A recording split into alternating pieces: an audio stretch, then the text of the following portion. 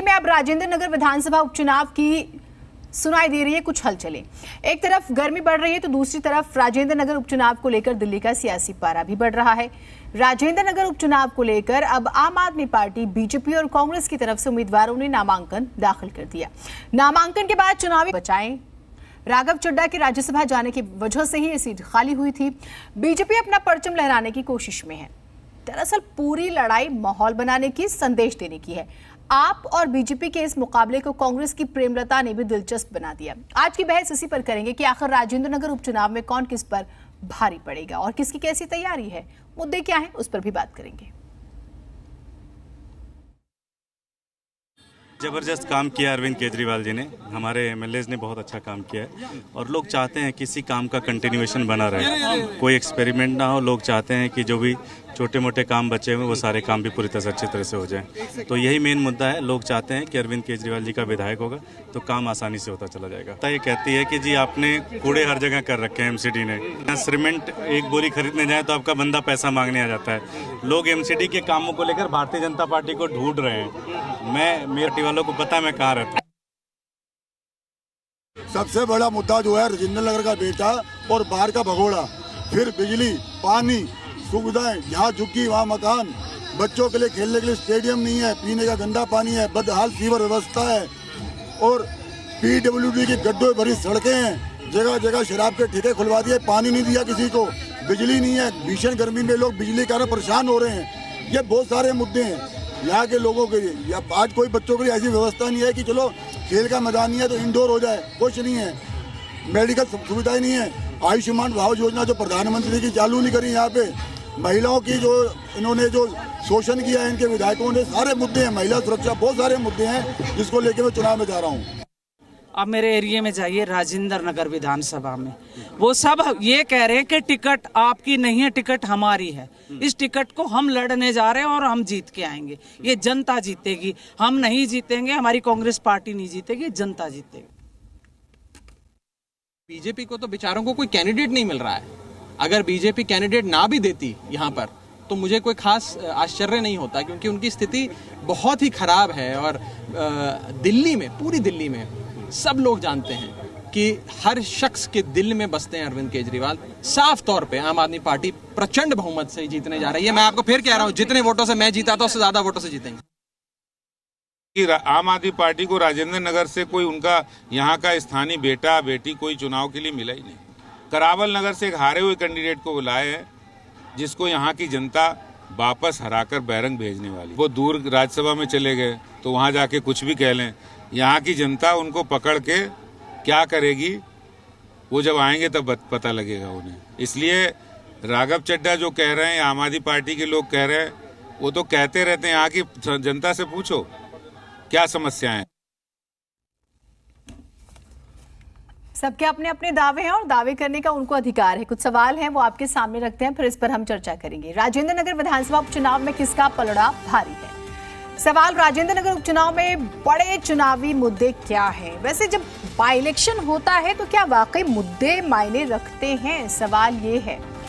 सवाल नंबर 3, राजेंद्र नगर उपचुनाव में उम्मीदवारों के लिए बड़ी चुनौतियां क्या है? देखिए, तीनों ही दलों की जब हम बात करते हैं तो कोशिश संदेश देने की है। अगर बीजेपी जीत जाती है तो वो कहेगी देखिए आप सरकार फेल है, हम इसलिए जीत गए। अगर आम आदमी पार्टी जीतती है तो वो कहेगी हमारा जो मॉडल है वो सक्सेसफुल रहा और हम जीत गए। और अगर कांग्रेस जीत जाती है तो फिर मनोबल की लड़ाई जो है उसमें वो विजयी हो जाएगी और वो मानेगी कि वाकई जनता के बीच में अभी भी कांग्रेस पार्टी मौजूद है।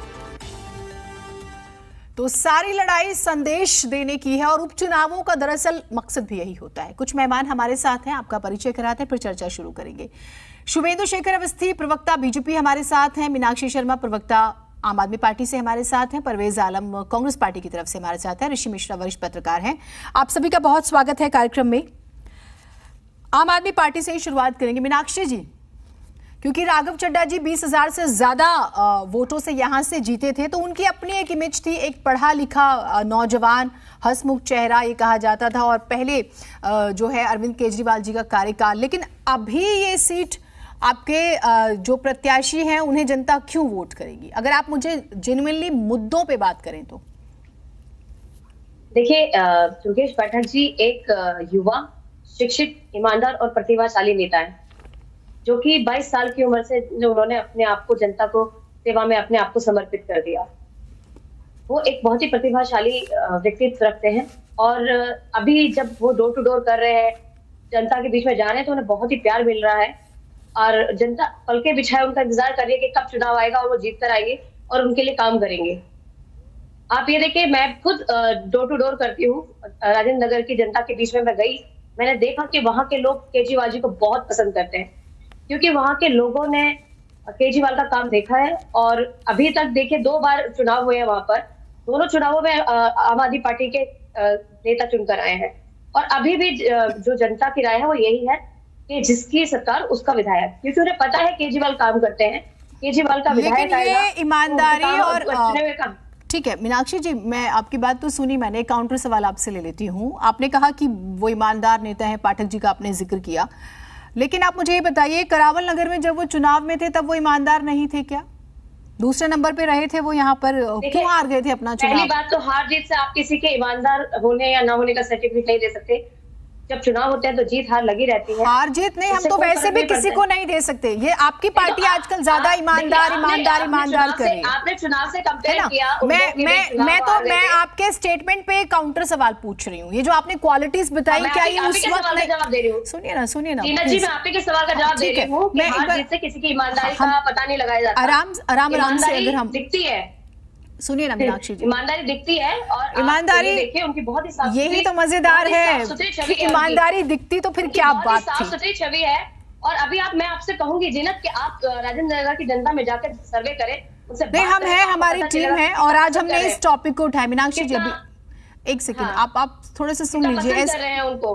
ठीक है, एक बार मैं सवाल कर लूं, आप कंटिन्यूसली अगर बोले जा रहे हैं तो फिर बात नहीं हो पाएगी। आपका ही प्रोग्राम है, आप लोगों का, आप लोग पूरी बात रखिएगा और हमारी तो कोशिश होती है कि सभी अपनी बात पूरी रख कर जाए। मैं आपसे पूछ रही हूं, जो क्वालिटीज आपने गिनाई, चलिए आपको ईमानदार शब्द बुरा लग गया, जो क्वालिटीज आपने गिनाई, नहीं मुझे बिल्कुल बुरा, ईमानदार है। ठीक है, कोई बात नहीं, अब हम रोज आप लोगों से बात करते हैं, इतना तो मिजाज समझ जाते हैं।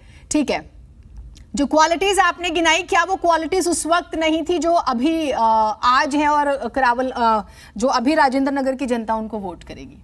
सीधा सा सवाल। देखिए, जनता सिर्फ दुर्गेश पाठक जी को नहीं, केजरीवाल जी को भी पसंद करती है। और अभी राजेंद्र नगर के अंदर में हम जब डोर टू डोर कर रहे हैं और खुद दुर्गेश पाठक जी जनता के बीच में जा रहे हैं, तो वहां की जनता उनको बहुत ही प्यार कर रही है। और खुद जनता की राय, आप भी जा रहे हैं, आपने भी देखा होगा, जनता की राय भी देखी होगी कि जनता चाहती है कि केजरीवाल जी की सरकार आए। वो केजरीवाल जी के काम को पसंद करते हैं। मैंने खासतौर से महिलाओं से बात की थी, जब उनसे मैंने बात की तो खासतौर से जो बुजुर्ग महिलाएं थी, उन्होंने तीर्थ यात्रा का जिक्र किया और बहुत ही तारीफ करी कि किस तरीके से कि एक श्रवण की तरह केजरीवाल जी ने उनको तीर्थ यात्रा कराई है। लेकिन केजरीवाल जी आज मेहसाणा में रोड शो कर रहे हैं, अभी तक राजेंद्र नगर नहीं आए और राजेंद्र नगर में अब देखिए, राजेंद्र नगर सुनिए और 6 अप्रैल में तारीख बताती हूँ, भारतीय जनता पार्टी का स्थापना दिवस था। नहीं तो कैसे काम चलेगा? राष्ट्रीय नहीं, मैं सुनती तो लीजिए, आप ही को सुनूंगी मैं, आप ही का प्रोग्राम है, आप लोग मैदान में, आप लोग नेता है, नेताओं से सवाल होते हैं। पहले सवाल का जवाब ले लीजिए जीनत जी। हाँ, नहीं अभी आपने, क्योंकि एक बात जो मैं कह देती हूँ, बात को पूरा होने दीजिए, फिर आप मुझसे सुनिए ना, आप अपनी बात पूरी कीजिएगा। ठीक है, एक चीज मैं बोल देती हूँ। आपने कहा कि अरविंद केजरीवाल जी, एक तो ये स्पष्ट हो जाए कि चुनाव कौन लड़ रहा है। आप लोग हर जगह चेहरा आगे कर देते हैं अरविंद केजरीवाल जी का। अभी वो आज रोड शो कर रहे थे, हमने तस्वीरें दिखाई मेहसाणा से, और यही तो समझना है, बीजेपी के बड़े बड़े नेता आ चुके हैं यहाँ पर। 6 अप्रैल मैंने स्थापना दिवस का जिक्र किया, जब बीजेपी का स्थापना दिवस था, राष्ट्रीय अध्यक्ष जगत प्रकाश नड्डा जी भी आए थे, वो तैयारी में है। आपके नेता कहाँ हैं? देखिए, आम आदमी पार्टी का चेहरा केजरीवाल जी हैं और हमेशा ही रहेंगे। और ये चुनाव क्यों केजरीवाल जी के नाम पे बेसिकली लड़ा जा रहा है? क्यों नहीं लड़ा जाएगा केजरीवाल जी के नाम पे? क्योंकि आम आदमी पार्टी का दूसरा नाम ही केजरीवाल जी है, क्योंकि केजरीवाल को लोग पसंद करते हैं। केजरीवाल जी ने जितने वादे किए वो पूरे करके दिखाए हैं। आप ये देखिए, केजरीवाल जी से इतना डरे हुए हैं कि यहाँ जीपी के, दिल्ली के, उन्होंने चुनाव लड़ने से मना कर दिया। तेजिंदर बग्गा जी, उन्होंने चुनाव लड़ने से मना कर दिया। इन्होंने तो राजेश भाटिया जी को बलि का बकरा बना दिया है, क्योंकि उन्हें पता है कि वो नहीं जीत सकते वहां पर, क्योंकि वो भी जनता के बीच में जा रहे हैं। उन्हें पता है कि जनता उन्हें वोट नहीं करेगी, वो वोट सिर्फ और सिर्फ केजरीवाल के कामों पर और केजरीवाल को करेगी। ठीक है, मैं आपकी बात का जवाब ले लेती हूँ। शुभेंदु जी, आपको ढूंढे प्रत्याशी नहीं मिल रहे थे। आज राघव चड्ढा जी का भी स्टेटमेंट हमने दिखाया, दिन भर उनका स्टेटमेंट आज चला है तमाम चैनल्स पर। वो ये कहते हैं कि बलि का बकरा बना दिया गया आपके प्रत्याशी को, तो अगर आपको वोट करेंगे तो जनता क्या सोच के वोट करेगी। वो कहते हैं कि भाई चुनी हुई सरकार का अगर विधायक जीतता है तो काम आसानी से होगा। देखिए जीनत जी, मैं बहुत ध्यान से इनकी बात सुन रहा था। पहली बात इन्होंने बिल्कुल सही कही कि आम आदमी मतलब अरविंद केजरीवाल, क्योंकि उनके संविधान में भी यही लिखा हुआ है कि इस पूरी पार्टी का कोई भी संयोजक नहीं रह सकता कभी भी और हमेशा, खाली अरविंद केजरीवाल जी रहते हैं। तो ऐसी तो इनका संविधान बनाया गया है, तो ये ठीक ही कहा इन्होंने। दूसरी चीज, आज जब चुनाव में आज मतदान के कहते हैं ये अपना नामांकन के लिए जाने वाले थे, उसके लास्ट मोमेंट तक भी ये नहीं था कि राघव चड्ढा जी आएंगे भी या नहीं आएंगे। एक अपनी इंटरनल टसल चल रही है कैंडिडेट को लेके। तीसरी चीज, जो व्यक्ति कराला ऐसी जगह पे जहां पे बहुत अंतर टसल कैसे, टसल एक बार समझाइएगा, टसल कैसे? क्योंकि नाम दुर्गेश पाठक का बहुत पहले आ गया था और ये अंडरस्टूड था, और राघव चड्ढा क्योंकि वहां से हैं और वो हमेशा से एक लोकप्रिय इमेज है, तो टसल वो आप एक बार बताइएगा। हाँ, राघव चड्ढा जी जिन नामों को लेके लाना चाहते थे, और दूसरी बात, ये जो दुर्गेश पाठक जी हैं, ये मैं नहीं कह रहा, इसको मेरे स्टेटमेंट से ना जोड़ा जाए। दुर्गेश पाठक जी के ऊपर बहुत सारे इंटरनल चार्जेस इनके खुद कार्यकर्ताओं में और विशेषकर महिलाओं ने लगाए हैं, जो इनके यहाँ पर लगभग 140 केसेस ऐसे हैं जो इनके खुद, जो इनका संविधान है, जो लोग इसको देखते हैं उनके बीच में है। किस तरह के चार्जेस सर? किस तरह के चार्जेस? महिलाओं के साथ बदसलूकी के, महिलाओं के साथ कैसे चार्जेस हो सकते हैं, मैं जीनत जी क्या बताऊं चैनल के ऊपर, वरना ये कहेंगे कि उनके डिफेमेशन केस कर देंगे। ये खुद चार्जेस हैं और आपके पास प्रूफ होंगे। आप अगर आप इतनी बड़ी बात कह रहे हैं, देखिए दरअसल मैं एक चीज मैंने इसलिए काउंटर किया। एक सेकंड मीनाक्षी जी एक सेकंड सर, जब हम छेड़खानी या इस तरह की जो महिलाओं से जुड़ी बात करते हैं, तो आई एम श्योर आपके पास, आप इतनी बड़ी बात करें तो सबूत तो होंगे, कुछ तो होंगे, आपके पास कोई कंप्लेंट्स आई होंगी, सिर्फ कहने के लिए तो नहीं कह रहे होंगे, तो वो भी आप स्पष्ट कीजिए। मैंने अपनी लाइन को बहुत शानदार तरीके से और बड़ी तरीके से बोला है कि इनकी लोगों ने, जो इनके इंटरनल इनकी पार्टी के लोग हैं, उन्होंने ऊपर के जो इनका पीएससी है, जो इनका एडवाइजरी कमेटी है, उस पर कंप्लेंट्स हैं, और ये आप कभी भी चेक कर सकते हैं। तो फिर भी पार्टी टिकट दे देगी? अब मैं अभी आता हूं। क्या ये बैकफायर नहीं सर, आप अपनी बात को शानदार तरीके से कहें, आप सजा धजा के कहें, आप थाल में परोस के कहें, लेकिन आप जो बात कह रहे हैं उसकी गंभीरता को आप शायद ना समझे, लेकिन मैं समझ सकती हूँ यहाँ पर बैठ के। मैं बिल्कुल जो बातों को कह रहा हूँ बड़ी शांति से और बड़ी सजगता के साथ कहना चाह रहा हूँ कि ये उनकी एक इमेज है जिसको वो नहीं भुला पाएंगे, क्योंकि यहाँ पर वो इमेज के लोग नहीं हैं। और राघव चड्ढा जी ने खुद इस मीटिंग में, जब इनका नाम सजेस्ट किया जा रहा था, तो एक काफी टसल हुई, ऐसा वहाँ के खुद इनके पार्टी के लोगों ने हमको कभी बताया। पहला पॉइंट, मैं इस पे आता हूँ, आपकी इस पॉइंट को और क्लेरिफाई भी करूंगा।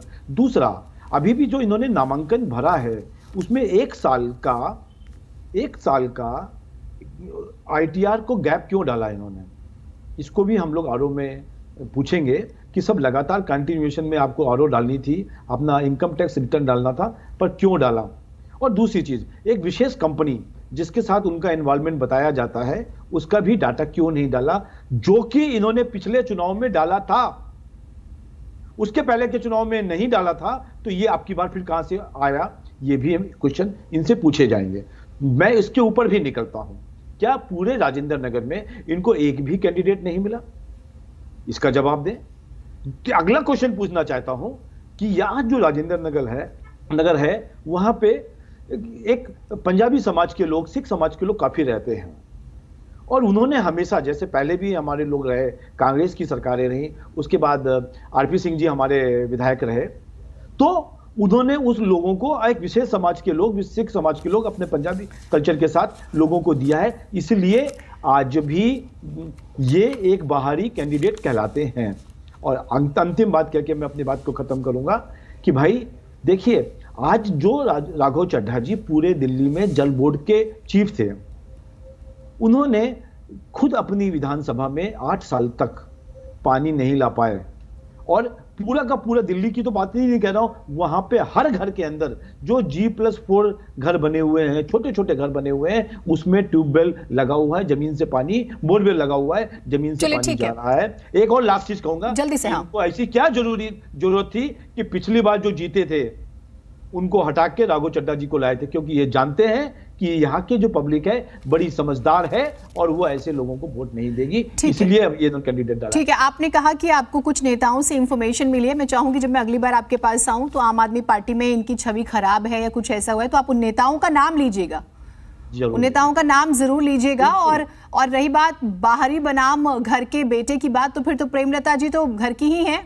क्यों परवेज आलम जी बहू हैं, वो 45 साल पहले शादी होकर आई हैं। तो मुझे लगता है कि मैं ये नहीं कहती कि बहू का बहुत सम्मान, बेटी बहू बराबर है, उस लिहाज से तो मुझे लगता है ज्यादा आप लोगों ने सोच समझ के प्रत्याशी उतारे होंगे। मेरा आपसे सीधा सवाल, कांग्रेस पार्टी कहां पर है? मैं 70 की 70 सीटों में जब देख रही थी तो कांग्रेस पार्टी कहीं पर भी मुझे दूसरे नंबर पे नजर नहीं आई। 60 से ज्यादा सीटों पर बीजेपी दूसरे नंबर पे थी, क्योंकि 62 आम आदमी पार्टी जीतती है और 8 सीटें जो है जाती है बीजेपी के पास। तो उस लिहाज से अगर मैं आपसे पूछूं कि कांग्रेस पार्टी के प्रत्याशी को जनता वोट करेगी तो क्या सोच के? सर, आप तो सत्ता में भी नहीं है कि काम करा देंगे, जो आम आदमी पार्टी एक लाइन यूज कर रही है। देखिए जीनत जी, आप पूछ रही हैं कि कांग्रेस कहाँ है, तो कांग्रेस राजेंद्र नगर के जितने नागरिक हैं, वोटर हैं, उनके दिलों में। रही बात प्रेमलता जी की, वहां की बहू हैं, हर गलियों को जानती हैं, लोगों को जानती हैं, वहां पिछले सदियों से रह रही हैं वो, और वहां से 2012 से लेकर 17 तक एक पार्षद के रूप में सेवा कर चुकी हैं। साफ छवि है उनकी, आज तक कोई आरोप नहीं लगे।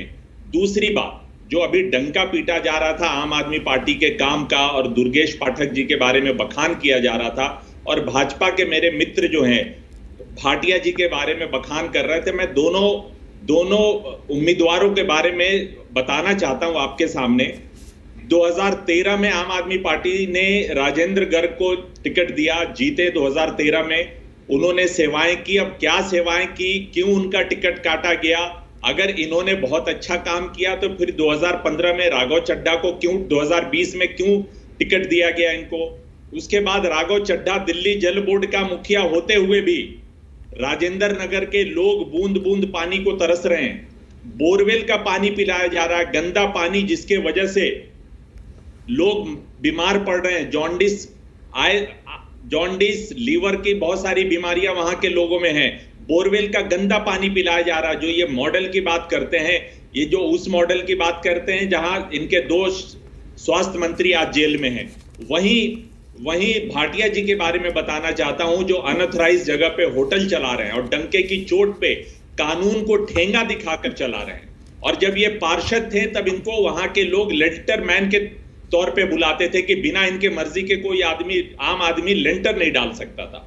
तो ऐसे में प्रेमलता जी एक ऐसी महिला है जिन ना ईमानदार है सिर्फ, बल्कि एक साफ छवि की महिला है। और दुर्गेश पाठक जी के बारे में मैं बता दूं, जो कट्टर ईमानदार, और उनकी प्रवक्ता जो कह रही थी कि बहुत ईमानदार हैं, जो करावल नगर से राजेंद्र नगर आए हैं, राजेंद्र नगर की मुझे लगता है ठीक से 10 गलियों का नाम तक नहीं पता होगा, उनके बारे में मैं बता दूं 2020 में जब इन्होंने अपना एफिडेविट भरा, उस वक्त ये मल्टी वायर इंटरप्राइजेज लिमिटेड के डायरेक्टर हुआ करते थे। 2019 में ये कंपनी बनाई गई थी और एफिडेविट में इन्होंने अपने व्यवसाय की जगह सोशल एक्टिविस्ट लिखा था। फिर क्या वजह है, आखिर कौन सा काला धन सफेद किया जा रहा था कि मल्टी वायर इंटरप्राइजेज लिमिटेड को जो 2020 में जब ये करावल नगर से चुनाव लड़ते हैं, उस एफिडेविट में इसके बारे में नहीं जानकारी दी जाती। 2022 में जब इन्होंने नया, अभी इस बार राजेंद्र नगर से जब चुनाव लड़ना है, तो जब इन्होंने एफिडेविट भरा तो ये सोशल एक्टिविस्ट कम बिजनेसमैन हो गए। आप जीनत जी गौर कीजिएगा, ये जो आम आदमी पार्टी जो कट्टर ईमानदार और जो अपने आप को कहते हैं कि बाकी सारे पॉलिटिकल पार्टी झूठ बोलते हैं और ये सच बोलते हैं, तो ये जो सोशल एक्टिविस्ट से बिजनेसमैन का चोला ओढ़ते हुए इन्होंने प्रस्ताव कम्युनिकेशन लिमिटेड, उसमें अब ये डायरेक्टर हैं। आखिर क्या वजह है कि 2018-19 का ये आईटीआर भरते हैं, 2020-21 का भरते हैं, लेकिन ठीक इसके बीच में 2019 और 20 का आईटीआर ये नहीं भरते हैं। साफ वो खाना आप भी निकाल कर देख सकती है, ये मैं कोई अपना डॉक्यूमेंट नहीं बता रहा हूं। ठीक है, मैं इसका जवाब लूंगी। के वेबसाइट पे जो डॉक्यूमेंट है, तो आखिर क्या वजह है, कौन सा काला धन छुपाया जा रहा था। और रही बात भ्रष्टाचार की, जो ये अपने आप को ईमानदार पार्टी कहती है, मैं दावे के साथ कह रहा हूं, आप पंजाब के लोगों से पूछिए, आम आदमी पार्टी के लोगों से। मैं आपको एक नाम कोट करना चाहता हूं, विनोद कुमार का, जो भोवा से आम आदमी पार्टी के विधायक थे। प्रेस कॉन्फ्रेंस करके संजय सिंह और दुर्गेश पाठक पे 1 करोड़ रुपया लेने का आरोप लगाया था। वो कोई किसी कांग्रेस पार्टी के कार्यकर्ता वही है ना, फिर तो आज वो पंजाब में है ही, सत्ता में है। मैं इसका जवाब लूंगी। ऋषि जी आपके पास आऊंगी, एक बहुत छोटे से ब्रेक के लिए रुकना पड़ रहा है और फिर मैं इस चीज को भी समझूंगी कि हाल के दिनों में दुर्गेश पाठक का नाम अगर आ गया है आम आदमी पार्टी की तरफ से, ये जो बुलडोजर कार्रवाई हुई है। और एक चीज और मेरे दर्शक जान ले, यहाँ पर सिख समुदाय का जिक्र करेंगे, पंजाबी समुदाय का, और उसके बाद हम बात करेंगे विशेष तौर पर पूर्वांचल के लोगों का। 60% वोट हैं, इसका क्या गणित है बुलडोजर कार्रवाई से जुड़ा हुआ। राजेंद्र नगर बाई इलेक्शंस का हम जिक्र करें। बाई इलेक्शंस में कई बार इश्यूज बहुत महत्वपूर्ण नहीं होते, दरअसल सारी लड़ाई मैसेज देने की होती है, क्योंकि फिर आने वाले समय में आप थोड़े दिन बाद इलेक्शन में जाएंगे। ऋषि मिश्रा जी, हम हाल के दिनों की तमाम एक्टिविटीज को देखें, हमने बुलडोजर कार्रवाई देखी और दुर्गेश पाठक एमसीडी को लेकर बार बार जो है प्रेस कॉन्फ्रेंस करते हैं और ये नाम चुना जाता है। उसके अलावा बीजेपी पोल खोल अभियान चलाती है हाल के दिनों में। ये सब आपस में जुड़े हुए हैं। जल बोर्ड घोटाला भी सामने आ जाता है, ये सब कहीं ना कहीं आपस में जुड़े हुए हैं। देखिए, आप राजेंद्र नगर असेंबली सीट को यदि आप देखेंगे तो पानी का एक इशू है। ये कहीं ना कहीं दुर्गेश पाठक जी के लिए एक समस्या बन सकता है। पानी की समस्या इस असेंबली एरिया में है। लेकिन ओवरऑल आप यदि विधानसभा को देखें, राजनीति 2020 के जो नतीजे हैं उनको एनालिसिस कीजिएगा तो राघव चड्ढा को करीब 59,135 वोट मिले थे और वहीं आरपी सिंह को 39,077 वोट मिले थे, यानी 57.06% राघव चड्ढा को मिले थे और 37.70% आरपी सिंह को मिले थे। कांग्रेस तो कहीं थी नहीं, 3,941 वोट मिले थे, करीब 4% के आसपास। तो कांग्रेस तो लड़ाई में थी नहीं, लड़ाई आरपी सिंह और राघव चड्ढा में था। और दिल्ली के पॉपुलेशन के हिसाब से देखेंगे तो 20,000 का मार्जिन जो है काफी बड़ा मार्जिन माना जाता है। एक इम्पोर्टेंट पॉइंट ये भी है कि राघव चड्ढा ने किसी भी राउंड में 15 राउंड शायद हुए थे मेरे हिसाब से, जहां तक मुझे याद है 15 राउंड में एक भी राउंड में आरपी सिंह राघव चड्ढा पे बढ़त नहीं बना पाए थे। तो कहीं न कहीं ये जो सीट राजेंद्र नगर है, आप यदि देखेंगे 2015 में भी और 2020 में भी आम आदमी पार्टी यहाँ से चुनाव जीती थी। और मुझे लगता है दुर्गेश पाठक जी के लिए कोई बड़ा चैलेंज जो भाटिया साहब जिसको बीजेपी उतारी है, वो मुझे लगता है कोई बड़ा चैलेंज। लेकिन ऋषि जी, एक तरफ राघव चड्ढा और दुर्गेश पाठक दो अलग पर्सनालिटीज होती हैं, उनकी अपनी अचीवमेंट्स फेलियर्स होते हैं। इमेज ऑल्सो मैटर्स, उस लिहाज से भी अगर आप विश्लेषण करें तो देखिए, दुर्गेश पाठक जो है पूर्वांचली हैं, पूर्वांचलियों का एक अच्छा खासा दबदबा है इस एरिया में। और हालांकि राजेश भाटिया जी सिख समुदाय से आते हैं, पंजाबी समुदाय से आते हैं। भाटिया साहब कितना अपने समाज का वोट अपने तरफ ला पाते हैं, एक बड़ा इंटरेस्टिंग फैक्टर होगा। हालांकि राघव चड्ढा को आम आदमी पार्टी ने राज्यसभा में भेजा है, इसका भी एक पंजाबी समुदाय में, खासकर जो पाकिस्तान से जो पंजाबी आए हैं उनका भी बड़ा इम्पैक्ट है। जाट समुदाय का भी एक बड़ा इम्पैक्ट है यहाँ पे। कुछ एरिया जो है पुरानी राजेंद्र नगर देखें तो ग्रामीण एरिया का भी पृष्ठभूमि आता है।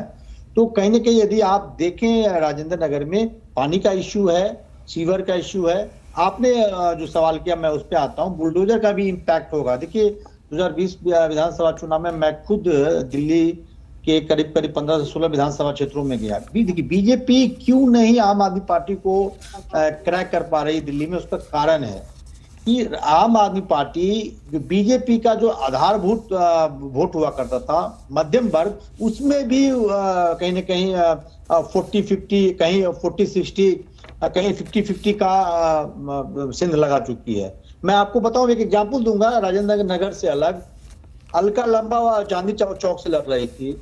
अलका लंबा के विरुद्ध कोई नाराजगी नहीं थी, लेकिन लोगों में ये था कि अरविंद केजरीवाल की सरकार बनाना है। और मैं ये देखा कि पहली बार देखा कि विधायक के प्रति कोई नाराजगी नहीं थी, लेकिन मैं पूछा क्या आप जो वर्तमान विधायक उनको वोट देंगे, तो बोले नहीं, मैं आम आदमी पार्टी को दूंगा। तो आम आदमी पार्टी ने, आप उसका कितना भी आलोचना कर लीजिए, आम आदमी पार्टी झुग्गियों में और मध्यम वर्ग में जो बीजेपी का कोर वोट बैंक रहा, उसमें कहीं ना कहीं एक इम्पैक्ट बनाया है। यदि बीजेपी उस मध्यम वर्ग वाले वोट में और झुग्गियों में कुछ सेंध लगाने में सफल रहती है तो कहीं ना कहीं मुकाबला। ठीक है, मैं एक काउंटर सवाल आपसे और ले लेती हूँ छोटा सा। हालांकि तीनों प्रत्याशी दुर्गेश पाठक जी को छोड़ के, दुर्गेश पाठक जी के लिए एक निगेटिव ये भी है कि वो बाहरी हैं, राजेश भाटिया जी लोकल हैं, वहां से पार्षद भी रहे हैं, प्रेमलता जी भी वहां से पार्षद रहे, कांग्रेस के पार्षद रहे, तो उनका एक फायदा है। लेकिन ओवरऑल में यदि आप देखेंगे, यदि मुझसे एक पत्रकार की हैसियत से पूछेंगे तो आम आदमी पार्टी को एज। ठीक है, एक सवाल मैं आपसे और ले लेती हूँ छोटा सा। 60 से ज्यादा सीटें जहां पर बीजेपी नंबर 2 पर रही है 20 के नतीजों में, मैं क्योंकि बकायदा 70 की 70 सीटें लेके बैठी हुई हूँ और कहाँ पे पार्टी दूसरे नंबर पे रही, वो एक बहुत महत्वपूर्ण नहीं रहेगा, एक टफ फाइट। अगर आप कांग्रेस को ना भी माने यहाँ फाइट में तो ये टफ फाइट होगी। दूसरा, आज कई जगहों पर पोस्टर्स थे भगवान राम के लगे हुए और वो कहते हैं कि जो राम को लाए हम उनको लाएंगे। हालांकि वो किसने चस्पा किए थे वो अभी भी स्पष्ट नहीं हो पाया कि किसी ऑर्गेनाइजेशन ने कर दिया या बीजेपी की तरफ से, वो ये भी स्पष्ट नहीं हो पाया। मैं सिर्फ कोट कर रही हूँ। तो उस लिहाज से क्या इंटरेस्टिंग मान रहे हैं आप, फाइट है बराबर की? देखिए 2020 में आपने देखा एक आंदोलन चल रहा था दिल्ली में, आपको याद होगा 2020 में जब विधानसभा, दिल्ली के विधानसभा चुनाव के दौरान एक दिल्ली में एक बड़ा आंदोलन चल रहा था, सीए के प्रोटेस्ट में एक बड़ा आंदोलन चल रहा था। और आपको याद होगा कि केंद्रीय मंत्री अमित शाह से लेके और जो अनुराग ठाकुर साहब का बयान आया था, उस समय चुनाव को पोलराइज करने का प्रयास किया गया। मुझे लगता है दिल्ली की जनता ओवरऑल ऑल ओवर बात करें तो दिल्ली की जनता इस सबसे अलग है। हालांकि बीजेपी या जो भी पॉलिटिकल पार्टी है उसको इस पोलराइज करने की प्रयास करेगी, आपने सही कहा है। लेकिन मैंने जहां तक देखा, मैंने खुद सर्वे किया 10-15 विधानसभा क्षेत्रों में, मुझे लगता है कि इसका प्रभाव, पोलराइजेशन का प्रभाव जो है, मुझे नहीं लगता है। अभी नुपुर शर्मा के वाली जो घटना हुई है उस पर बीजेपी कार्रवाई भी की है, तो मुझे लगता है बीजेपी से बचना भी चाहेगी। ठीक है, नहीं लेकिन फिर तो देखिए नहीं होगा। लेकिन मेरा एक सवाल आप लोगों से भी है और बीजेपी से भी है, अन्य लोगों से भी है कि बीजेपी इस राजेंद्र नगर बाई इलेक्शन को सीरियसली लड़ना चाह रही थी, तो बीजेपी अपने हैवी वेट, मैं आरपी सिंह जी हमारे मित्र हैं, हमारे साथ कई बार डिबेट में भी बैठते हैं, आरपी सिंह को क्यों नहीं उतारा बीजेपी ने? उनका अपना दैट इज इंटरनल मैटर, वो यहाँ पर आपको थोड़ी जवाब देंगे। ठीक है, आप ये सवाल, क्योंकि वो आपके मित्र हैं तो आप उनसे बाहर किसी रेस्टोरेंट में बैठ के पूछिएगा। नहीं ठीक है सर, नहीं वो शुभेंदु जी इसका जवाब देना चाहे तो दे देंगे, क्योंकि हर किसी का अपना विश्लेषण। अभी वो पूछ रहे हैं कि दुर्गेश पाठक ही क्यों। अगर आप अब इस पे बहस करेंगे तो फिर तो बहुत लंबा वक्त निकल जाएगा। परवेज जी, मैं आती हूँ एक सेकंड आपके पास। अगर हम यही देखें मीनाक्षी जी, क्योंकि प्रत्याशी उतारा गया और बार बार उसकी इमेज को लेकर बात हो रही है, कहीं डैमेज करेगा। और एक चीज मैं बार बार कह रही हूँ, ऋषि जी से मैं इसका जवाब जरूर लूंगी, कि ये जो बाय इलेक्शंस होते हैं, अगर आप बड़े इश्यूज का जिक्र करें, क्या वो जेन्युइनली मैटर करते हैं बाय इलेक्शंस में? एक सीट का चुनाव है ये, उसमें अगर हम राष्ट्रीय मुद्दों पर बात करेंगे तो क्या वो मैटर करेगा? मीनाक्षी जी अपना जवाब दीजिएगा। नीरज जी, मेरे जवाब को थोड़ा शांति से सुनिएगा और जब बाद में आप कहेंगे तो मैं आपके सारे सवालों का जवाब दूंगी। अभी बीजेपी की अगर मैं बात करूं तो उन्हें निराधार और फर्जी, कहते हैं ना, आरोप लगाने में माहिर है। अभी रिसेंटली हमारे सत्येंद्र जैन जी को उन्होंने गिरफ्तार किया।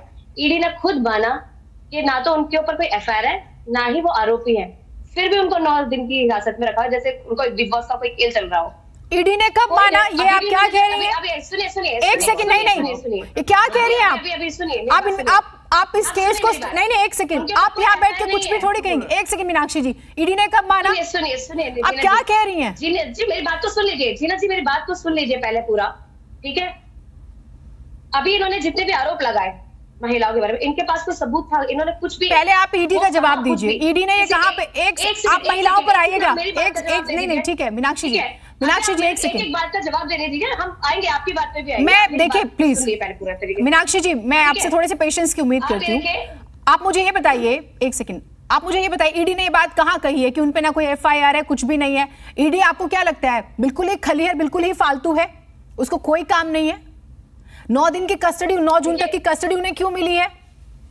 आप मुझे बताइए, ईडी जाके याचिका ईडी जाके याचिका दायर करती है कि वकील जो है वहां पर नहीं रहना चाहिए इन्वेस्टिगेशन के दौरान। सबकी बुनियाद पर उनकी इन्वेस्टिगेशन मांगी गई है। आप लोग मुझे लगता है अपने नेताओं की केस स्टडी पढ़कर नहीं आते हैं। सुनिए आपको मालूम है ईडी ने कहा है कि वकील पास में नहीं होना चाहिए, इन्वेस्टिगेशन प्रभावित हो रही है, फिर ईडी कस्टडी का मतलब क्या है? क्या बातें करते हैं आप? आज 8 साल केस स्टडी पढ़ कर आइए राजेंद्र नगर के मुद्दे पर। ईडी के मामले को छोड़िए आप, चलिए हम आगे आते हैं इसके। अब गलत बातें करें तो जनता क्या सोचेगी आपके बारे में? ठीक है, आगे आते हैं, आप आगे आइए, मैं इस पे भी जवाब दूंगी। अभी हम क्योंकि राजेंद्र नगर पर चल रहे हैं, अभी खुद ऋषि जी ने कहा कि वहां की जो मध्यम वर्गीय जनता है और जो भी गरीब जनता है, जो झुग्गी झोपड़ियों में रहते हैं, क्लस्टर्स में रहते हैं, क्योंकि केजरीवाल जी ने उनके लिए काम किया है, इसलिए उनको वोट मिलेगा वहां पर। आज आप देखिए, बीजेपी अपना एक काम नहीं गिना सकती है, वो सिर्फ और सिर्फ हिंदू मुसलमान की राजनीति है। आप कह रहे हैं अभी राम जी के वहां पोस्टर लगे हैं, ये खुद गाना चला रहे थे, आज इनका नामांकन था, उसके अंदर जो राम को लाए हैं वो हम उनको लाएंगे। इनके पास काम गिनाने के लिए नहीं है बिल्कुल भी, ये सिर्फ जनता को गुमराह करना चाहते हैं। और इस यहाँ की दिल्ली की जनता बहुत समझदार है, वो गुमराह होने वाली नहीं है। उसने 2 बार आम आदमी पार्टी की सरकार को चुना है और तीसरी बार भी चुनेगी, और इस बार राघव चड्ढा से भी ज्यादा वोटों से जीतेंगे, एक ऐतिहासिक जीत दर्ज करेंगे हम यहाँ पर। आप देखिएगा, आप भी यहीं पे हैं, मैं भी यहीं पे हूँ, हमें बहुत अच्छा मार्जिन से, बहुत अच्छे % बहुमत से हम यहाँ पर जीतने वाले हैं। ये इनकी बौखलाहट है, इनकी घबराहट है बीजेपी वालों की, कि इनको पता है कि ये नहीं जीतने वाले हैं। और जैसे ऋषि जी ने कहा, बिल्कुल ये सत्य बात है कि आदेश गुप्ता जी ने साफ इनकार कर दिया वहां पर लड़ने से, क्योंकि उनको पता है कि जनता केजरीवाल जी के कामों को पसंद करती है। वहां पर किसी झूठ फैलाने को तो आप कुछ भी फैला सकते हैं। अब इन्होंने कहा कि वहां पर राजेंद्र नगर में वो रहते ही नहीं है, हर चीज झूठ बोलना, ये सब चीजें कहाँ रहते हैं? जनता को गुमराह करने के कहाँ रहते हैं? न्यू राजेंद्र नगर S316 में राजेंद्र नगर में रहते हैं वो, ठीक है। और जनता को गुमराह ना किया जाए, मैं रिक्वेस्ट करूंगी कि जनता को गुमराह ना किया जाए। देखिए, एक आरोप लगाया था बहुत गंभीर, ठीक है जीना जी मेरी बात अभी पूरी नहीं हुई है। अरे मैडम, आपसे काउंटर क्वेश्चन तो होंगे। आप मुझे लगता है अब मैं आपसे एक बार बात कर रही हूँ, हम आराम से बात कर सकते हैं। तो आप लोग, मुझे नहीं पता क्यों आक्रामक हो जाते हैं, कोई जंग थोड़ी लड़ रहे हैं, हम आपस में बातचीत कर रहे हैं, मुझे समझ ही नहीं आता। और मैं एक चीज मानती हूँ, आप अपनी बात प्यार से भी रख सकते होते हैं, जनता आपको देखती है। मैं आपसे पूछ रही हूँ, महिलाओं को लेकर एक बहुत गंभीर आरोप उन्होंने लगाया आप पर, उसका जवाब दे दीजिए आपके प्रत्याशी पर जल्दी से, फिर मैं बाकी मेहमानों से ऐसा कोई आरोप नहीं है। और इन्होंने जरा सरासर झूठा आरोप लगा रहे हैं उनके ऊपर, क्योंकि इन्हें पता है कि नेशनल चैनल पे झूठ बोलने में वहीं रहे ये लोग, कुछ भी बोलते हैं, कुछ भी।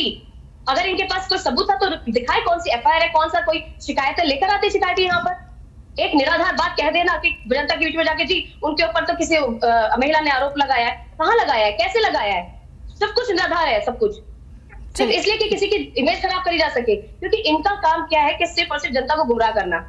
उनको पता है कि कुछ भी कहेंगे थोड़ा बहुत असर आ ही जाएगा, देखो कोई तो बिलीव कर ही लेगा ना उसके ऊपर। तो ये उस वाली बिलीव करने ना, रैलियों में आ जाना, वो वोट में तब्दील होना, सब अलग अलग मसले हो जाते हैं। परवेज जी, आप काफी देर से इशारा करें, जल्दी से बोलिए, आप क्या कहना चाहते हैं? जल्दी से नहीं जीनत जी, मुझे भी थोड़ा वक्त दे दीजिए। सर, आप बीच में आप बार इशारा करें, मैं इसलिए क्योंकि मैं अभी शुभेंदु जी के पास जाने वाली थी, इसलिए मैं आपसे बोल रही हूँ। एक तो ये वक्त की लड़ाई मुझे समझ ही नहीं आती, आप लोग घर से सोच कर आते हैं कि आपको लड़ना है, नहीं हमें इतने मिनट दिए, फलाने को इतने मिनट दिए। अभी अपना पॉइंट रखेगा प्लीज। कांग्रेस पार्टी बिल्कुल लड़ने नहीं आई है, कांग्रेस पार्टी सिर्फ जनता के मुद्दों को उठाने आई है। और मैं कहना चाहता हूं कि जिस तरह से काट की हांडी बार बार नहीं चढ़ती, उसी तरह से भाजपा और आम आदमी पार्टी का झूठ, परपंच, प्रचार दिल्ली की जनता देख चुकी है, राजेंद्र नगर की जनता देख चुकी है। जिस व्यक्ति को राजेंद्र नगर ने चुनकर विधायक बनाया, आदरणीय राघव चड्ढा जी को, वो छोड़कर भाग चुके हैं। उनके हाल पे राजेंद्र नगर के लोगों ने इस उम्मीद में उनको जिताया था कि वहां पानी मिलेगा, लेकिन आज हालत यह है कि वहां के लोग पानी के लिए तरस रहे हैं, जब ये दिल्ली जल बोर्ड के मुखिया हुआ करते थे। और इसका रुझान, और यही नहीं, इंदरपुरी, बुद्धनगर, टोडापुर, दसघरा और नारायणा जैसे इलाके में गंदगी और कूड़े का भयंकर इशू है, लेकिन भाजपा को ये सब मुद्दे नहीं दिखाई देते हैं। और मैं बताना चाहता हूं कि आज दुर्गेश पाठक जी की क्या स्थिति है वहां पे। इन्होंने हमारे आरोप का एक बार भी जवाब नहीं दिया, और मैंने कोई आरोप मीडिया की खबरों से नहीं लगाया है, मैंने वो आरोप लगाए हैं जो इन्होंने अपने एफिडेविट में इलेक्शन कमीशन को दिया है। और मैं आपको एक वीडियो दिखाना चाहता हूं, ये वीडियो, ये दुर्गेश पाठक जी वहां गांव में घूम रहे हैं, वहां के लोग पानी के लिए इनको भगा दिया, दौड़ा दिया। तो ये रुझान आ रहे हैं कि आम आदमी पार्टी आप मुझे एक बात बताइए, ठीक है वो आप रुझान रखिए, आप जनता में जाएंगे, अब जनता आपको कितना वोट करती है, क्योंकि मैंने कहा ना 60 सीटों पे बीजेपी दूसरे नंबर थी, कांग्रेस दूसरे नंबर पे भी नहीं थी, मुझे तो मिले ही नहीं आप लोग दूसरे नंबर पे। अब मेरी एक, ठीक है सर देख लिया आपका वीडियो, मुझे आप एक बात बताइए, आप ये कह रहे हैं कि राघव चड्ढा वहां से भाग गए, इस देश में पहली बार हुआ है क्या कि कोई विधायक जो है वो राज्यसभा गया हो? अभी अखिलेश यादव एग्जाम्पल है, विधानसभा लड़े वो, सीट खाली हुई, बाई इलेक्शन होने वाले हैं वहां पर। भागना तो वो कहा जाता है ना जब राहुल गांधी अमेठी छोड़ के वायनाड चले जाते हैं, बीजेपी तो यही कहती है ना। कभी बीजेपी कहती होगी, लेकिन मुझे आपत्ति अगर आप भी वो शब्द कहते। मैं आपको याद दिला रही हूँ, कहते 2 जगह से चुनाव, मैं आपको याद दिला रही हूँ, नहीं छोड़ा उन्होंने। जीनत जी मुझे आपके इस बात से आपत्ति है। आप आपत्ति करते रहे सर, मैं आपको याद दिला रही हूँ। चक्कर यह है कि जब तक हमें हर चीज अपनी अकॉर्डिंग ही अच्छी लगती है। अमेठी कितने बार गए हैं राहुल गांधी? एंकर महोदय बिल्कुल सही कह रही है, राहुल गांधी अमेठी कितने बार गए हैं? बड़े अरमानों से आम आदमी पार्टी के विधायक विजेंद्र गर्ग विजय को जिताया था। आखिर क्या वजह है, क्या काम नहीं किया उन्होंने, या फिसड्डी साबित हुए? उनका टिकट काट के राघव चड्ढा को दिया गया, क्योंकि इनको पता था कि वो हार रहे हैं, क्योंकि इन्होंने काम नहीं किया। आप इन्हीं की चिंता कीजिए, अपनी ना कीजिएगा। सुनने पर भी आप लोग पता नहीं क्यों गंभीर नहीं है। शुभेंदु जी, तो अपने इलाके के लोगों की, शुभेंदु जी आपके प्रदेश अध्यक्ष आरोप लग रहे हैं कि वो नहीं लड़ना चाहते थे, उनको पता था स्थिति खराब है। आपके बग्गा जी हाल के दिनों में खूब पंजाब से लेकर हरियाणा से लेकर दिल्ली तक चर्चा में रहे, वो भी नहीं लड़ना चाहते थे। स्थिति तो खराब है, बाहरी बनाम घर अगर आप स्थानीय करेंगे तो भी लगता है कि क्या मुद्दे लेकर जाएंगे। और ये प्रभु राम और पोस्टर वाला जो जिक्र हुआ, अभी मीनाक्षी जी ने कहा कि आप लोग गाने चला रहे थे, जो राम को लाए हम उनको लाएंगे। प्रभु राम के बिना आप लोग अपने कामों पे नहीं आएंगे क्या? जी मैं आपके सभी प्रश्नों का जवाब देता हूं, और अनुरोध है कि मीनाक्षी जी बीच में ना बोले। मैं पहला चीज ये कहना चाहता हूं कि आदेश गुप्ता जी का कहीं भी नाम नहीं था, ना ही वो चुनाव लड़ना चाहते थे। और जैसे लोग सोचते हैं, अटकलें लगा सकते हैं कि कौन कौन नाम हो सकते हैं, किसी ने इनको सपना आया हो और इनको बताया हो कि आदेश गुप्ता जी भी चुनाव लड़ सकते हैं। आरपी सिंह जी और राजेश भाटिया जी के बीच में ये तय होना था कि कौन लड़ेंगे, और एक तीसरा नाम राजन तिवारी जी का था। राजन तिवारी जी हमारे महामंत्री हैं, वहीं से आते हैं। ये 3 लोगों के ऊपर पार्टी के ऊपर डिस्कशन था, और पार्टी ने फाइनली एक नाम पर मुहर लगाई।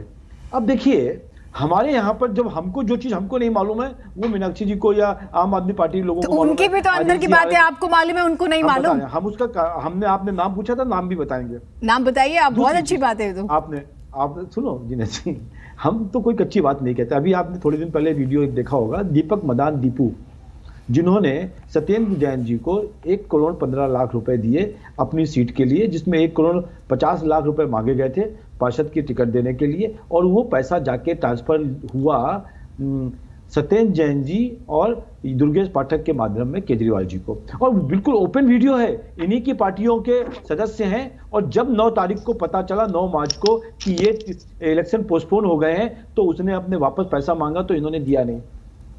इनके 117 कंप्लेंट्स हैं, पंजाब से लेके यहां तक दिल्ली तक, जिसमें राइटिंग में कंप्लेंट किया है इनके लिए। इनकी इंटरनल इनडिसिप्लिन, जो इनकी डिसिप्लिन कमेटी है, उसमें इनके क्या नाम है, दुर्गेश पाठक जी के लिए, कि इन्होंने महिलाओं के साथ 40 महिलाओं ने, मैं तो इनको कह रहा हूं, पंजाब चुनाव पिछली बार का, इस बार का नहीं, इसके पहले वाला चुनाव में 40 महिलाओं ने स्टेज छोड़ के बाहर चले गए, क्योंकि इन्होंने कहा कि ये व्यक्ति ठीक नहीं है कैरेक्टर का। ये कहां की खबर है? और ये तो सब टीवी चैनल्स पे और वहां के अखबारों में भी उस समय आया। मीनाक्षी जी को दिखाइएगा, मैं जरूर दिखाऊंगा मीनाक्षी जी को। ये तो मीनाक्षी जी को दिखता नहीं है, क्या है ना, सावन के जो अंधे होते हैं।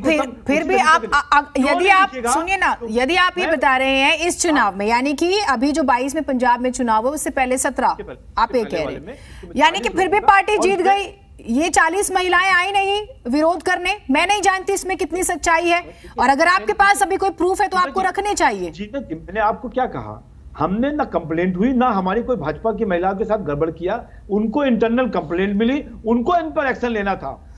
दूसरा जो कह रही हैं कि ईडी ने, अभी संजय सिंह जी कह रहे थे कि सीबीआई ने भी क्लीन चिट दे दी, हमको नहीं पता लगता क्या सीबीआई ने कोई क्लीन चिट दी होती और जज उनको 10 दिन की कहते हैं गिरफ्तारी में भेजता, फिर भी ये लोग इतने खुश हैं।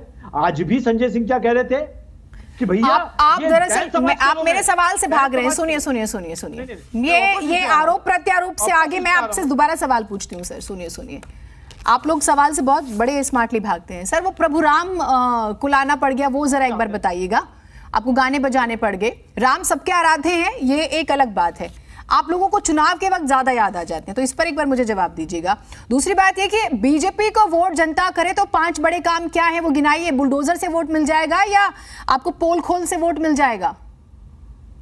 मैं आपको सब चीजों पर पोल खोल भी जरूरी थी, क्योंकि ये जनता के साथ कितना झूठ बोल रहे थे। जो कहते थे कि हम केजरीवाल मॉडल पे इतने स्कूल बनाएंगे, कितना घोटाला किया इन्होंने। 1400 करोड़ का जो प्रॉफिट में जल बोर्ड रहता था, राघव चड्ढा की ही बात कर रहा हूं, जो उससे जुड़े हुए हैं, 57,000 करोड़ के घाटे पे ले आए जल बोर्ड को। अब आपने कहा राम को लाए हैं, हम उनको लाएंगे। देखिए एक विचार है ये, और जो लोग बजा रहे हैं हो सकता है राम के नाम पर जुड़ते हैं, पर वहीं पर तो इनकी पार्टी के लोग संजय सिंह और केजरीवाल कहते थे और मनीष सिसोदिया जी कहते थे कि राम मंदिर बनने की जरूरत नहीं है, क्योंकि वहां पर कोई एक और यूनिवर्सिटी बना देनी चाहिए।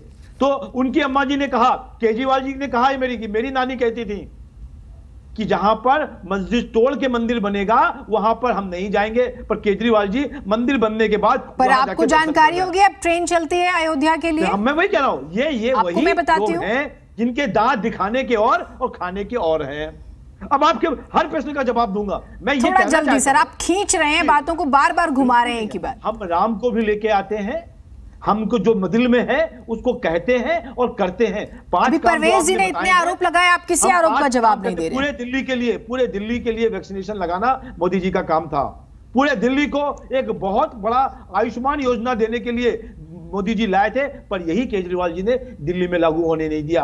वेलनेस सेंटर जो पूरे भारत में 5 लाख वेलनेस सेंटर बन रहे हैं, 2 लाख बन चुके हैं, एक भी मोहल्ला क्लिनिक के बनाने नहीं दिया। मोहल्ला क्लिनिक 10 बाई 10 के कमरे में। और सबसे लास्ट बात जो अभी केजरीवाल जी ने कही कि मनोज सिसोदिया जी जेल में तो मैं ये मानूं, आप जो सेंटर की योजनाओं का जिक्र कर रहे हैं, तो आप मोदी जी के नाम पे राजेंद्र नगर का बाई इलेक्शन लड़ रहे हैं। हमारी दिल्ली में सरकार ही नहीं है, हम तो इनकी पोल खोल रहे हैं, और जहां जहां पर हमने जो काम। आप लोग सवालों से भागते हैं, समस्या यही है। सवालों का जवाब दिया हमने, सवाल सुनना नहीं चाहते। जो व्यक्ति ये कहता था हम आम आदमी हैं, घर गाड़ी कुछ नहीं लेंगे, अपने घर में 21 करोड़ का स्विमिंग पूल बनाता है। पूरा दिल्ली पानी से त्रस्त है। शुभेंदु जी आप क्या देंगे? आप इस पर बात ना करके बाकी सारी बातें करें। परवेज जी जल्दी से, आप कुछ कहना चाह रहे हैं, मैं ऋषि जी के पास जाऊंगी। परवेज जी जल्दी से। नहीं ठीक है सर, बड़े बड़े प्लीज एक एक करके। ये कहते हैं कि राम को लाए थे, यही चांदनी चौक में हनुमान जी के मंदिर पे बुलडोजर चलाया था। तो इनके कथनी और करनी में बड़ा फर्क है। ये राम जी को लाए थे, लेकिन हनुमान जी के मंदिर पे बुलडोजर चलाया था, ये वही पार्टी है। ऑर्डर केजरीवाल जी ने दिया था, आपको पढ़ के आ जाओ, आप होमवर्क करके आइए। एमसीडी में आपकी सरकार है, आपकी सरकार से ऑर्डर मिला था। किसने ऑर्डर दिया? एमसीडी ने ऑर्डर किया था।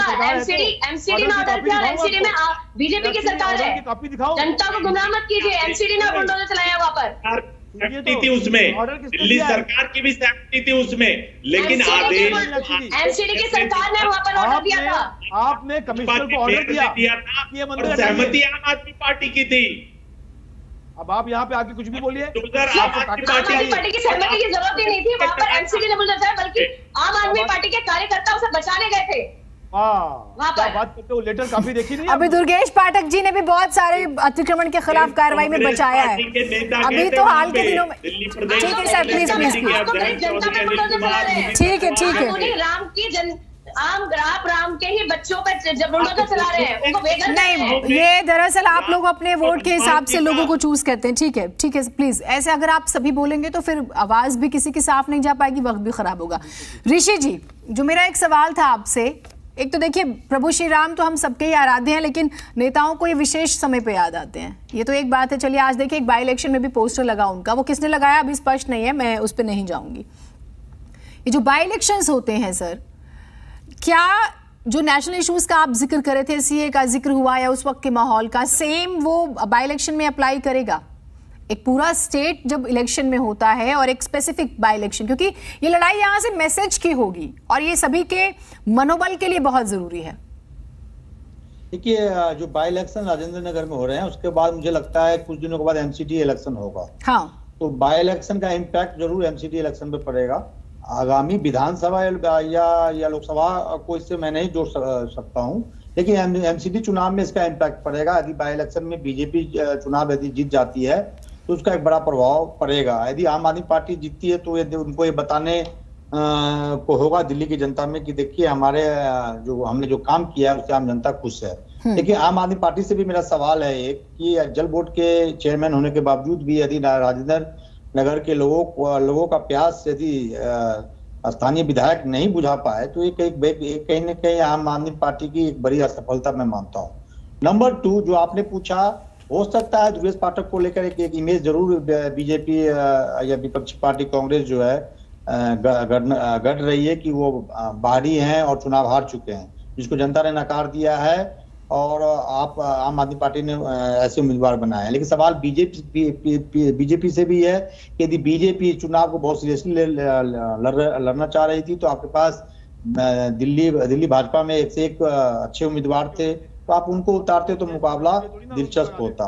लेकिन ओवरऑल आप देखें तो दुर्गेश पाठक पे आप आम आदमी पार्टी के एक उम्मीदवार हैं और मुझे लगता है कि बीजेपी ने, आम आदमी पार्टी ने इसलिए उनको उम्मीदवार बनाया है क्योंकि एनसीडी के प्रभारी थे।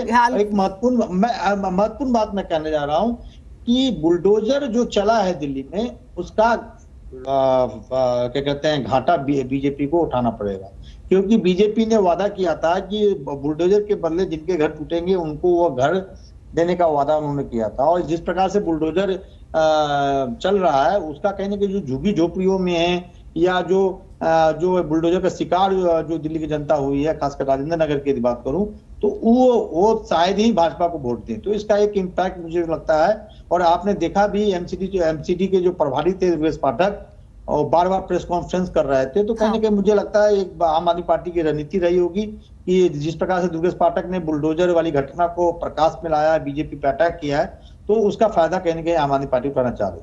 ठीक है, मीनाक्षी जी अपना फाइनल कमेंट दे दीजिएगा 10 सेकंड में। देखिए, अभी जैसे एमसीडी इलेक्शंस की बात थी, एमसीडी में 15 साल बीजेपी की सरकार रही है और अपने कामों को गिनाने में हमारे प्रवक्ता भी गिनाने में असफल है, क्योंकि उन्होंने कोई काम ही नहीं किया 15 साल के अंदर। और यही कारण था कि अभी जब इन्होंने एमसीडी इलेक्शंस को रुकवा दिया और टलवा दिया, उसका कारण यही था कि हार रहे थे और उनका पत्ता साफ हो रहा था, बिल्कुल जनता इन्हें जड़ से उखाड़ फेंक देना चाहती थी, इसलिए उन्होंने चुनाव टलवा दिए, क्योंकि इनकी इमेज को वहां पर बहुत ज्यादा नुकसान हो रहा था। अभी क्योंकि गुजरात में इलेक्शन है, हिमाचल में, हरियाणा में इलेक्शन है और ये नहीं चाहते थे कि एमसीडी का इलेक्शन हो, लेकिन केजरीवाल सरकार ने दिल्ली के अंदर काम किया है। चलिए ठीक है, आप अभी देखेंगे जब ये एमसीडी का जब ये रिजल्ट आएगा दुर्गेश पाठक जी का, वो प्रचंड बहुमत से जीतेंगे और एक ऐतिहासिक जीत दर्ज करेंगे। ठीक, बहुत शुक्रिया आप सभी का। वक्त मेरे पास इतना ही था। दावा है 20,000 वोटों से जीते थे, 20,000 से ज्यादा वोटों से राघव चड्ढा, लेकिन अब ये दावा है कि इससे भी ज्यादा वोटों से जीतेंगे। जनता तय करेगी बुलडोजर से फर्क पड़ेगा नहीं पड़ेगा। प्रभु श्री राम को भी लेकर आ गए हैं इस बीच में, पानी का मुद्दा भी है बहुत बड़ा, कुछ तस्वीरें हमने भी आपको दिखाई, ये तो आप ही को तय करना है कि आप किसे मौका देते हैं।